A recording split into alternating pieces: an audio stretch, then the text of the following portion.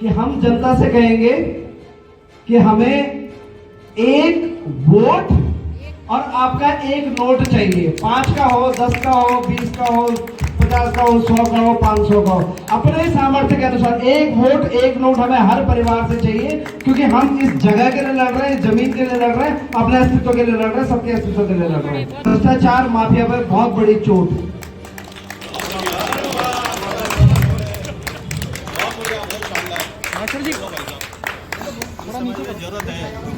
धन्यवाद। मुझसे ले लेगा। प्यारलाल जुगलानी जी से भी निवेदन करूंगा कि जाते जाते 2 शब्द जो आप लेट आए, 2 शब्द अपने रख दें जाते जाते।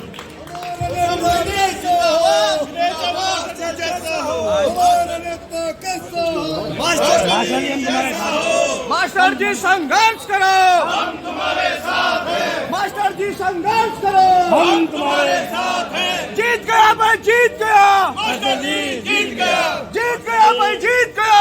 मास्टर जी जीत गया। मास्टर जी देखिए, कुछ मैं देख रहा था, कुछ प्रत्याशी टोपी पहन रहे हैं, पहाड़ी टोपी, लेकिन उनके अंदर पहाड़ जैसा स्वाभिमान नहीं है। मैं उत्तराखंड आंदोलनकारी की जो 4500 रुपये हमारी पेंशन आती है, मेरे मन में जैसे ही मैसेज आया, मेरे मन में है कि तुरंत हम मास्टर जी को दान करें। मास्टर जी, चुनाव चिन्ह भी आ गया, थोड़ा पहले चुनाव चिन्ह के बारे में बताएं और आगे की रणनीति क्या रहेगी उसके बारे में। देखो, सब पत्रकार बंधुओं को मेरा प्रणाम, सर। ये मैंने 3 चुनाव चिन्ह भरे थे, एक केतली, एक ईंट और एक क्या कुल्हाड़ी।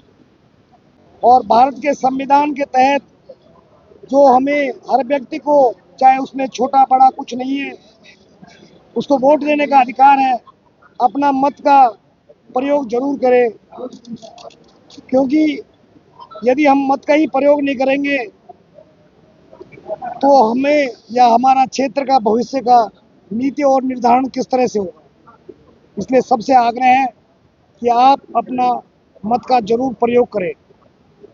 यह मेरी कार्यशैली, ये जनता की आवाज जो मेरे नाम की आई, उसको सोच के मतदान जरूर करना। मास्टर जी, आपने कहा कि भाई चुनाव लड़ने के लिए आपके पास धन नहीं है। आज कुछ लोगों ने आपकी यहाँ पे मदद भी की है, धनराशि देकर, क्या कहेंगे उस बारे में, और आगे भी अगर आप नहीं करना चाहते हैं? देखो, हमारे संस्कार और संस्कृति, अगर मैंने टोपी फैलाई है, कोई बुरा काम नहीं किया,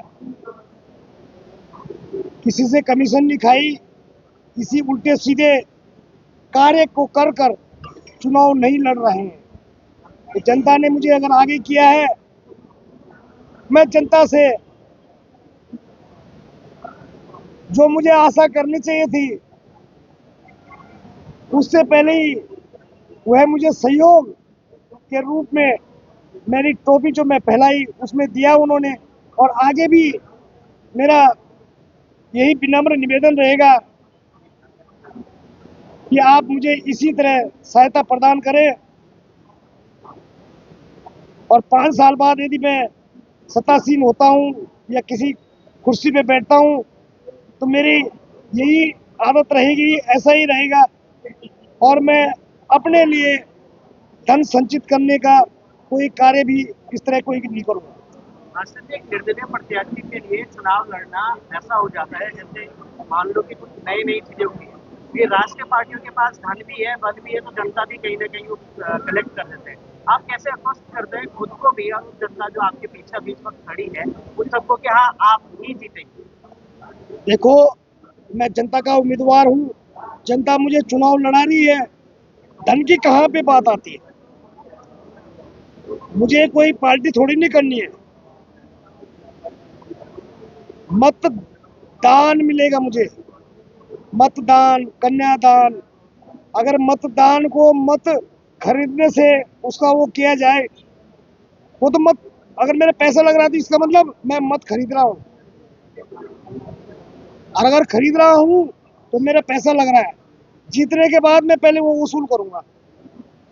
ये मतदान मिल रहा है मुझे, बिना छल कपट निस्वार्थ भावना से और जिसका कि संविधान ने भी सबको अधिकार दिया है मत देने का। मास्टर जी, अन्य पार्टियों के प्रत्याशियों से खुद को आप अलग कैसे मानते हैं? नहीं, वो भी हमारे भाई भाई हैं, अलग क्यों मानूं मैं? वो भी मनुष्य है, मैं भी मनुष्य हूँ। थोड़ा सा ये है, अब आप लोगों ने मुझे देखा होगा, शायद जनता ने मुझे देखा है, अब उनकी सोच मुझे ये लगती है कि मुझे कुछ त्रास रहे हैं। अब पता नहीं किस तरह से त्रास रहे हैं, वो सब आपके सामने दिखेगा 25 तारीख को कि मैं हूँ प्योर या नहीं। मास्टर जी, इससे पहले आप कांग्रेस में थे, लगातार आप अपील करते हुए भी आए थे सभी के सामने कि कांग्रेस से मैं मास्टर जी आप सभी के सामने हूँ, और अब आप निर्दलीय एक प्रत्याशी है, तो आप कैसे उन वोटर्स को जो कांग्रेस की वोटर्स से पहले उनको अपनी तरफ खींचेंगे? क्योंकि कहीं ना कहीं कांग्रेस भी लड़ रही है। देखो, मैंने निस्वार्थ सेवा करी, जिस पार्टी में भी रहा, मैं उसके लिए एक कटाक्षेप भी नहीं करना चाहूँगा। न मैं किसी पे आरोप लगाता हूँ, प्रत्यारोप लगाता हूँ। मजहब ने सिखाता आपस में बैर रखना, और मेरे संस्कार और संस्कृति दिखाती है किसी पे छीटा कसी न करना। मोहित भाई, अब तो चुनाव चिन्ह भी आ गया है, और जो ये चुनाव लड़ा जा रहा है, क्या इसके लिए कोई समिति बनी है, कोई संगठन बना है? अगर बना है तो उसके बारे में बताएं। देखिए, इस चुनाव को जनता लड़ रही है, एक एक यहाँ का व्यक्ति लड़ रहा है। यहाँ का मूल निवासी समाज, हमारे पहाड़ी समाज के लोग सभी मिलकर इस चुनाव को लड़ रहे हैं, और एक तरह से आज हम देख रहे हैं मास्टर जी के पक्ष में लोग तन मन और धन से खड़े हैं। मास्टर जी को कहीं भी किसी तरह कोई कमी नहीं होने देंगे। समाज एकजुट हो चुका है, मास्टर जी के पक्ष में लामबंद हो गया है, और मैं समझता हूँ जो चुनाव ये होने जा रहा है, ऋषिकेश के इतिहास में जो एक बहुत बड़ी घटना होने जा रही है। और जब यहाँ का एक मूल निवासी व्यक्ति जो किसी राष्ट्रीय पार्टी में ना हो, उससे इतर हटकर लोग उसका समर्थन कर रहे हैं।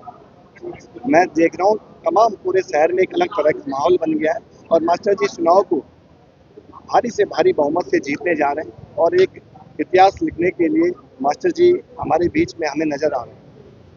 मोहित भाई, ये जो चुनाव है, ये कहीं ना कहीं अब थोड़ा सा पहाड़वाद भी हो चुका है, तो कहीं क्षेत्रवाद का भी ऐसे कई बार बातें की जाती है कि मैं पहाड़ी हूँ, मुझे वोट मिलना चाहिए। वही कहीं और भी प्रत्याशी है, वो भी ये कहते हैं कई बार टोपी पहन के मिलता है। इस विषय में क्या कहेंगे? ये चुनाव ही रहेगा या फिर क्षेत्रवाद है, ये चलती रहेगी? देखिए, कुछ मैं देख रहा था, कुछ प्रत्याशी टोपी पहन रहे हैं, पहाड़ी टोपी, लेकिन उनके अंदर पहाड़ जैसा स्वाभिमान नहीं है। दूसरी बात, ये राज्य पर्वतीय राज्य है। इस राज्य में रहने वाला हर एक व्यक्ति पहाड़ी है, पर्वतीय मूल का है। इस बात को भी हमें समझना होगा। और जो लोग पहाड़वाद, मैदानवाद कर रहे हैं, वो अपनी राजनीतिक रोटियां इस बहाने सेकना चाहते हैं। हमारा तो स्पष्ट मानना है, यहाँ का जो बनिया समाज है, जो मूल निवासी हैं ऋषिकेश में, और भी तमाम समाज के लोग हैं, वो भी तो यहाँ के बहुत लंबे समय से उनको भी हम मूल निवासी मानते हैं। तो हमारी इसमें कहीं भी किसी के प्रति कोई ऐसी भावना नहीं है कि हम पहाड़ मैदान की लड़ाई को आगे बढ़ा रहे हैं। ये यहाँ पर अस्मिता की लड़ाई है, पर्वतीय समाज की अस्मिता की लड़ाई है। आप देखिए, ऋषिकेश में पर्वतीय समाज के लोग सबसे ज्यादा है। अब इस बात का हम सबको दुख है कि उन राष्ट्रीय पार्टियों ने पर्वतीय समाज की अनदेखी की है। इसी को लेकर हम सब लोग यहाँ के मूल निवासी लोग मास्टर जी के पक्ष में खड़े और इस लड़ाई को आगे बढ़ाएं। पहाड़ के लोग यहाँ पे अधिक हैं, इसीलिए चुनाव लड़ा जा रहा है, या फिर इसके पीछे कुछ और कारण? यहाँ पर जाटव जी भी आए थे, मूल तो पहाड़ी समाज से नहीं आते हैं, लेकिन यहाँ के मूल निवासी हैं, वो भी मास्टर जी के पक्ष में हैं। ऐसे और भी वाल्मीकि समाज है, और भी तमाम बनिया समाज है, सभी मास्टर जी के पक्ष में खड़े हैं। जो यहाँ के उत्तराखंड के मूल भावना से जुड़े हुए हैं, जो यहाँ के मूल निवासी हैं, सभी लोग मास्टर जी के पक्ष में खड़े हैं। ये जो संघर्ष है मास्टर जी का और यहाँ की जनता का, वो एक ऐसे माफिया खिलाफ है जो यहाँ पे ड्रग्स के कारोबार कर रहे हैं, जो शराब के कारोबार कर रहे हैं, जो जमीन के लुटेरे हैं, जो यहाँ अपराध को पनपा रहे हैं, उनके बीच सीधे तौर पे लड़ाई मास्टर जी की है, यहाँ के लोगों की है। तो इसमें कहीं भी पहाड़ मैदान की बात नहीं होनी चाहिए। तमाम जो लोग इस उत्तराखंड में हैं, जो इस भावना को समझते हैं कि हमें उत्तराखंड को आगे बढ़ाना है, उनके हित की लड़ाई मास्टर जी यहाँ पे लड़ते हुए दिखाई दे रहे हैं। नमस्कार, मेरा नाम रंजन जोशी है। मैं उत्तराखंड आंदोलनकारी, राज्य आंदोलनकारी हूँ, और हम लोग जो है लक्ष्मी प्रॉपर्टी जी हैं, मातृशक्ति के साथ हम लोग भी उसमें बच्चे हुआ करते थे, हम लोग भी आंदोलन में रहे। और हमारे मास्टर जी भी आंदोलनकारी हैं। और हमें जब पता लगा कि हमारे मास्टर जी चुनाव लड़ रहे हैं, हमारे एक आंदोलनकारी भाई चुनाव लड़ रहा है, तो मन में मतलब दिल से एक भाव आया कि नहीं, हमारे जो लोग हैं, जिन लोगों ने मतलब उत्तराखंड आंदोलन बनाया था, किस लिए बनाया था? आज जो स्थिति ऋषिकेश की, हमारी संस्कृति खराब हो रही है, हमारे बच्चे खराब हो रहे हैं, नशे में डूब गए। मतलब मैं अभी देखा तो 10वीं क्लास के बच्चे डीएसबी स्कूल में, मैं नाम ले रहा हूँ, डीएसबी स्कूल के बच्चे जो है नशे में, मैंने परसों 10 बच्चे पकड़े। तो जब मैंने उनको पकड़ा तो कह रहा अंकल मैं पहली बार पी रहा हूँ, मेरा दोस्त लेके आया। तो इतना दुख हुआ देख के कि मतलब हमारा उत्तराखंड कहाँ जा रहा है, हमारा आने वाला समाज कहाँ जा रहा है। तो हम मन से बहुत व्यथित हैं कि हमारे जो ऋषिकेश का माहौल है, हमारा जो लोकल एक संस्कृति थी हमारी, वो धीरे धीरे समाप्त हो रही है। तो हम उस संस्कृति को बचाने के लिए, हमारे कोई जातिवाद, कोई क्षेत्रवाद, कोई धर्मवाद, कोई हमारा कोई लड़ाई नहीं है। हमारी लड़ाई है हमारी संस्कृति को जिंदा रखने की। हमारे जो विचार है, जो संस्कार थे, हमारे उत्तराखंड के जो संस्कार थे, वो धीरे धीरे लुप्त हो रहे हैं। तो हम चाहते हैं कि हम मास्टर जी से भी यही विनती है हमारी कि हम आपको इसलिए चुन रहे हैं कि हमारे संस्कारों को बचाए। कोई ऋषिकेश में कोई ऐसा नेता है, कोई ऐसा मातृशक्ति, हमारी बहन जो कुसुम बहन जी है, हम संघर्षशील है, हम उनके साथ पीछे पीछे हम भी लगे रहते हैं। लेकिन ये है कि अभी तक कोई बंदा ऐसा नहीं आया, यहाँ पे जितने राजनीतिक हैं, बड़े बड़े राजनीतिक हुए हैं, उन्होंने किसी ने ये नहीं कहा कि ऋषिकेश की जो आज स्थिति है कितनी दयनीय स्थिति हो चुकी है। तो इतना दुख होता है देख के, और आज मन से मतलब हमारे हृदय से आया। मेरी भी अभी अभी मैसेज आया कि मैं उत्तराखंड आंदोलनकारी की जो 4500 रुपये हमारी पेंशन आती है, मेरे मन में जैसे ही मैसेज आया, मेरे मन में आया कि तुरंत हम मास्टर जी को दान करें। हम मतलब सहयोग एक छोटे, खैर बहुत छोटी अमाउंट है।